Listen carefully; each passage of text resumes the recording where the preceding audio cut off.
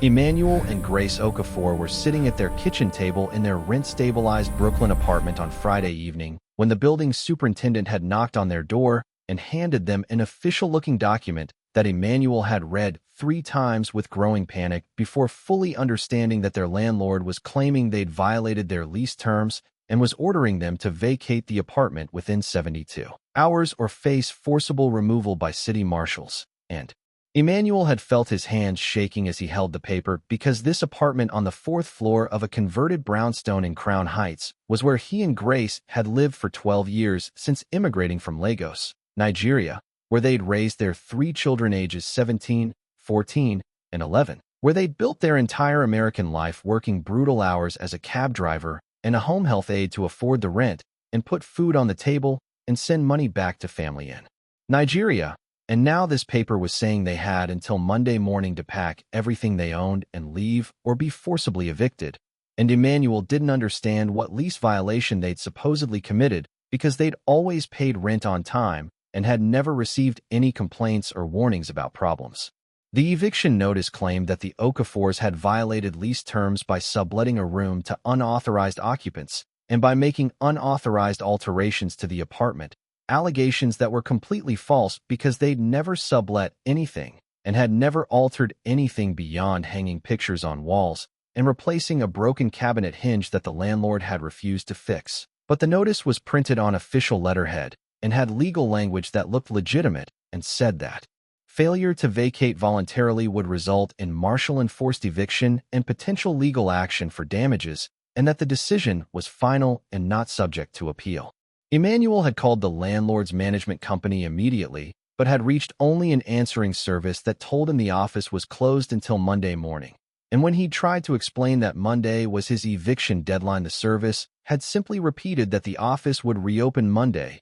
at 9 a.m. and had disconnected the call. Grace had looked at the notice and had started crying because she understood immediately what this meant, which was that they were about to lose the only stable home their children had ever known in America and would probably end up in the city's overwhelmed homeless shelter system, or sleeping in Emmanuel's cab, or possibly having to send the children to Nigeria to live with relatives while Emmanuel and Grace tried to rebuild their lives from nothing, and their oldest daughter, Blessing, who was 17 and a senior at the local high school preparing for college applications, had asked quietly what was happening, and Emmanuel had tried to explain, without completely terrifying his children, that they might have to move very quickly, and that he was trying to figure out what to do, but that they should probably start packing their most important belongings just in case. Emmanuel had spent Friday evening making desperate phone calls to everyone he could think of who might know something about tenant rights or eviction procedures. But most of his contacts were other Nigerian immigrants and cab drivers and working class,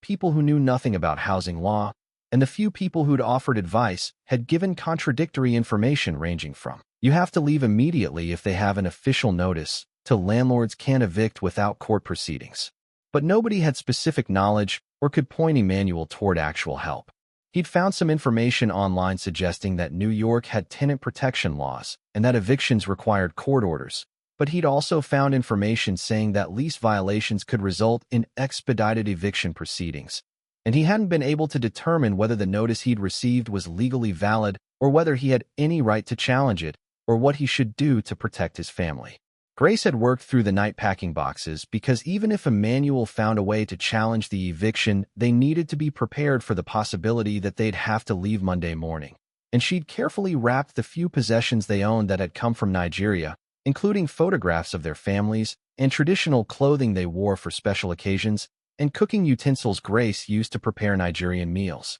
And she'd sorted through the children's belongings, trying to decide what was essential to pack first. And she'd cried quietly while folding the children's clothes because this apartment had been where Blessing had learned to read, where their middle son Chitty had practiced piano on the keyboard they'd saved for months to buy, where their youngest daughter Amara had taken her first steps, and the idea of losing all those memories and being displaced to who knew where felt like a kind of death of everything they'd built in 12 years of struggle. Saturday morning, Emmanuel had tried calling legal aid organizations and tenant rights groups, but had found that most offices were closed weekends, and the few hotlines he'd reached had told him to call back Monday or had given him numbers for other organizations that also weren't answering. And he'd felt the 72 hours counting down with increasing desperation because Monday morning was approaching and he still had no clear information about whether the eviction was legal or what he could do to challenge it or where his family would go if they were forced to leave. He'd considered trying to hire a private attorney but had no idea how to find one or how much it would cost, and suspected it would be far more than he could afford given that his cab driver income of roughly $40,000 annually was already stretched thin, supporting a family of 5 in Brooklyn. What Emmanuel didn't know as he spent Saturday morning making frantic phone calls was that one of the tenant rights hotlines he'd called had taken his basic information and had forwarded it to a young legal aid attorney named Aisha Thompson, who was 26 years old and had graduated from law school 18 months earlier and was working at Brooklyn Legal Services Corporation earning $45,000 annually, while carrying $200,000 in student loans from her undergraduate degree at Howard University and her law degree from Fordham. And Aisha had been at home on Saturday morning catching up on laundry and trying to have something resembling a weekend when her supervisor had forwarded her Emmanuel's intake information with a note saying this looked like a potentially illegal eviction scam and asking if Aisha could possibly take a look at it even though it was weekend, because the family had only until Monday morning. Aisha had read Emmanuel's information and had felt immediate anger because she recognized the pattern from other cases she'd worked on. Rent-stabilized apartments in rapidly gentrifying Brooklyn neighborhoods. Landlords using fraudulent lease violation claims to evict long-term tenants paying below-market rents so the apartments could be renovated and re-rented at triple the price. Immigrant families and working-class tenants who didn't know their rights being targeted with official-looking but legally invalid eviction notices designed to scare them into leaving voluntarily before they could mount any legal challenge. She'd called Emmanuel immediately and had introduced herself as an attorney with Brooklyn Legal Services and had asked him to read her the entire eviction notice word for word. And as Emmanuel had read it to her, Aisha had been typing notes and pulling up New York tenant protection statutes on her laptop and recognizing multiple violations of proper eviction procedure. Aisha had explained to Emmanuel in clear, direct language that the eviction notice he'd received was not legally valid because New York law required that evictions go through housing court and that landlords couldn't simply order tenants to leave based on alleged lease violations without first filing court proceedings and giving tenants opportunity to defend themselves and obtaining a court-ordered warrant of eviction, and that the notice Emmanuel had received was a fraudulent attempt to trick him into vacating voluntarily before he understood his legal rights. She'd told him that he absolutely should not leave the apartment on Monday morning and that she would file emergency papers with housing court first thing Monday morning seeking an injunction against any eviction attempt, and that she would represent him pro bono, meaning free of charge, through the legal aid organization. And Emmanuel had started crying on the phone and had tried to thank her, but couldn't form words clearly through his relief and emotion. Aisha had spent the rest of Saturday researching the landlord and the building and had discovered disturbing patterns that suggested this wasn't an isolated incident, but rather a systematic scheme. The building had been purchased 3 years earlier by a limited liability company registered to a real estate developer named Richard Kessler, who owned multiple buildings throughout gentrifying Brooklyn neighborhoods. And Aisha had found records showing that at least 43 rent-stabilized tenants across Kessler's various properties had been evicted over the past 2 years, all following the same pattern of alleged lease violations that resulted in tenants leaving before formal court proceedings, and several of those apartments had subsequently been renovated and re-rented at prices 3 to 4 times higher than what the previous tenants had been paying. She'd also found several complaints filed with New York State's Division of Housing and Community Renewal alleging that Kessler had used harassment and fraudulent eviction tactics to displace rent-stabilized tenants. And while none of those complaints had resulted in significant enforcement action, they established a pattern that Aisha recognized as deliberate, systematic abuse of tenants who were vulnerable because of their immigrant status or limited English proficiency or lack of knowledge about tenant protection laws. The eviction notice that Emmanuel had received was almost identical in language and format to notices that Aisha had found referenced in other complaints against Kessler's properties, which confirmed her suspicion that this was a template being used repeatedly to scare tenants into vacating voluntarily. Aisha had worked through Saturday afternoon and evening drafting an emergency order to show cause that would be filed in housing court Monday morning. documenting that the Okafors had lived in their rent-stabilized apartment for 12 years with no documented complaints or lease violations, that they'd always paid rent on time, that the allegations in the eviction notice were false and unsupported by any evidence, that the notice violated proper legal procedure for evictions under New York law, and that Emmanuel and Grace faced imminent irreparable harm from a legal displacement if the court didn't immediately intervene to prevent the eviction. She'd also begun drafting a broader complaint that she hoped might eventually become a class action lawsuit if she could identify other tenants who'd been victimized by the same scheme. Sunday morning, Aisha had driven to Crown Heights to meet the Okafors in person and see the apartment and document its condition with photographs and take statements from Emmanuel and Grace about their tenancy history and the circumstances of receiving the eviction notice. And when she'd arrived at the fourth-floor apartment and had seen the boxes already packed and stacked in the living room and the children's anxious faces and Grace's exhausted expression after a sleepless night of packing, Aisha had felt the injustice viscerally and had promised the family that she would do everything possible to prevent them from being displaced. She'd spent 2 hours documenting everything, photographing the apartment to show it was well-maintained and had no unauthorized alterations, photographing 12 years of rent receipts that Emmanuel had carefully saved showing perfect payment history, interviewing the children about their school enrollment and their lives in the apartment, asking neighbors if they'd heard any complaints about the Okafors or had witnessed any lease violations. The neighbors had been horrified to learn about the eviction attempt, and several had volunteered statements saying the Okafors were excellent tenants who'd never caused problems, and one elderly neighbor had mentioned that 3 other families in the building had received similar eviction notices over the past year and had left before Aisha or anyone else could help them fight, which meant that nearly half the building's rent-stabilized units had been turned over in 12 months, all using the same fraudulent lease violation claims.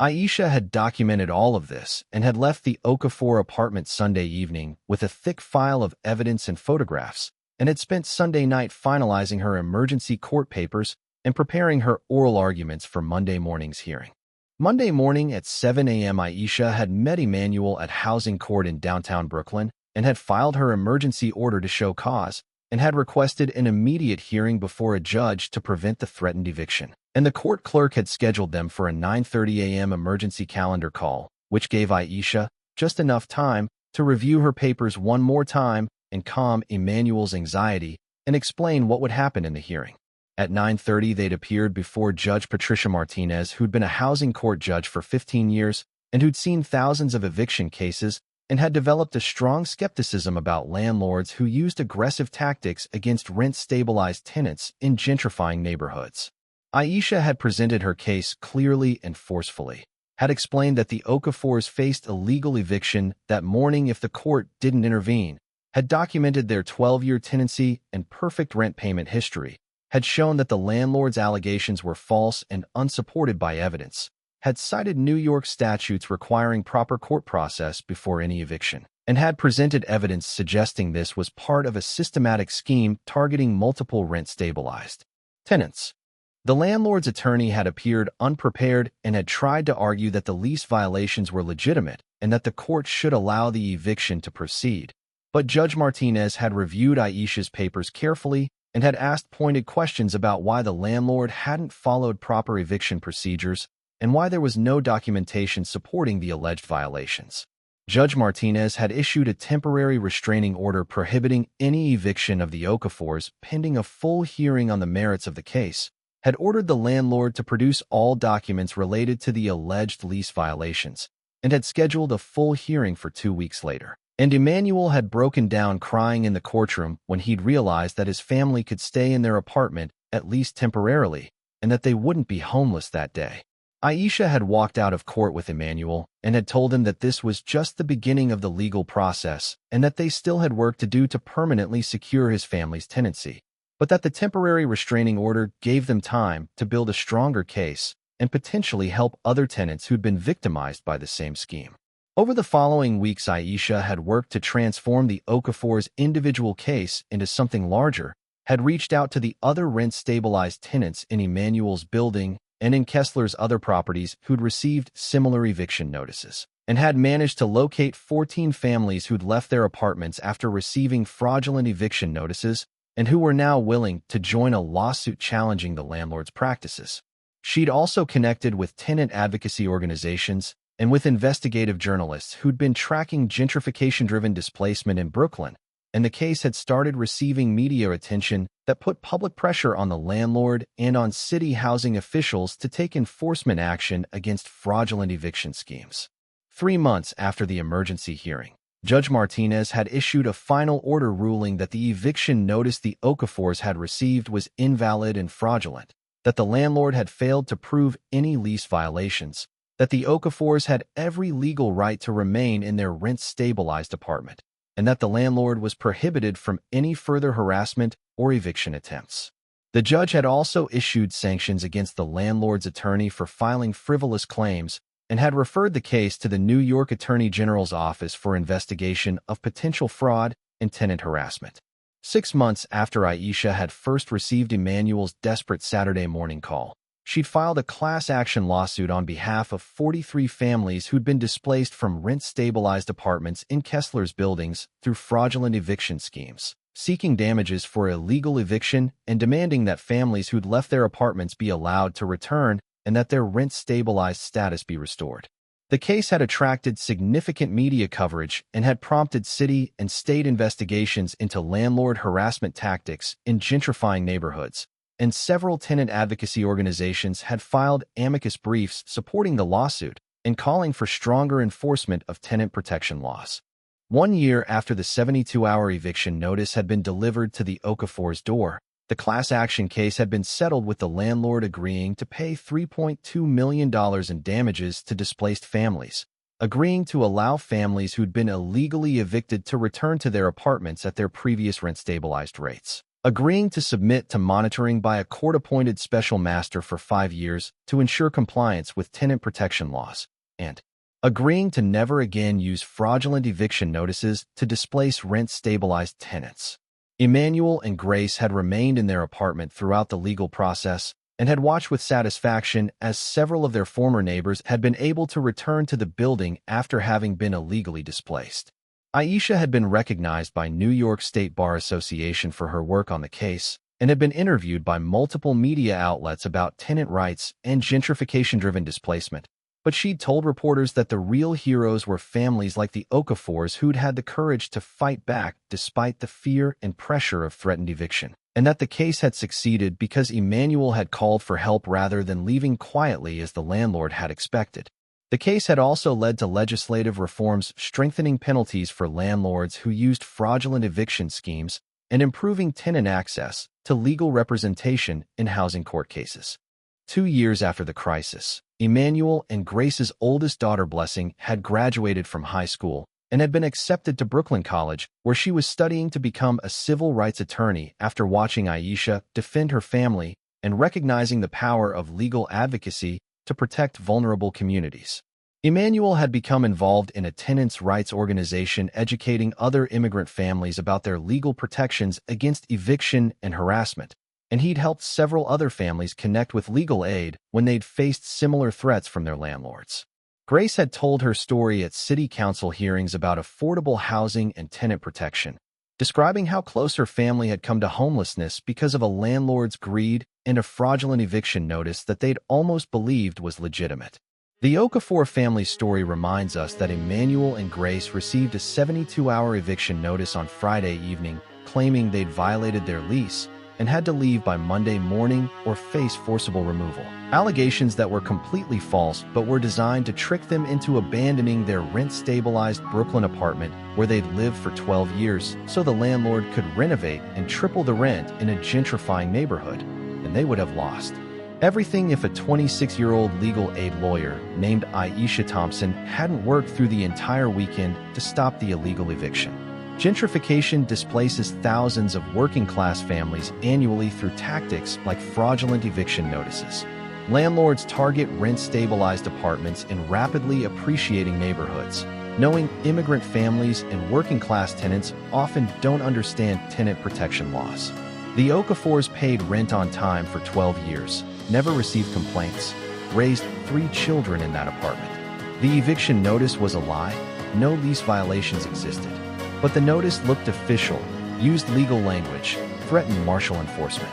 Most families would have packed and left, believing they had no choice. Aisha Thompson was a first-year legal aid attorney making $45,000 with $200,000 in student debt. She could have ignored the Saturday morning referral, enjoyed her weekend. Instead, she spent Saturday researching and discovered the landlord Richard Kessler had evicted 43 rent-stabilized tenants over 2 years using the same fraudulent notice template. Sunday, she documented everything, photographed the apartment, interviewed neighbors, gathered 12 years of rent receipts. Monday morning, she filed emergency papers and won a temporary restraining order preventing eviction. The individual case became a class action.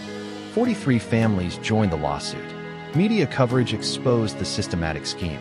1 year later, the landlord settled for $3.2 million in damages, agreed to let illegally evicted families return to their apartments, and submitted to 5 years of court monitoring. Emmanuel and Grace stayed in their home. Their daughter Blessing was inspired to become a civil rights attorney. Emmanuel now helps other immigrant families understand tenant rights. The difference between the Okafors losing their home and keeping it was one phone call reaching one lawyer who chose to work through her weekend. Aisha's 72-hour crusade saved one family immediately and 43 families eventually. Fraudulent evictions happen daily. Most families never connect with legal help. They pack their belongings and disappear, believing they have no choice, while landlords profit from their displacement. Like, subscribe, and share if you believe families deserve legal protection from fraudulent evictions. Join the conversation. Have you or family faced illegal eviction threats or landlord harassment? Share below.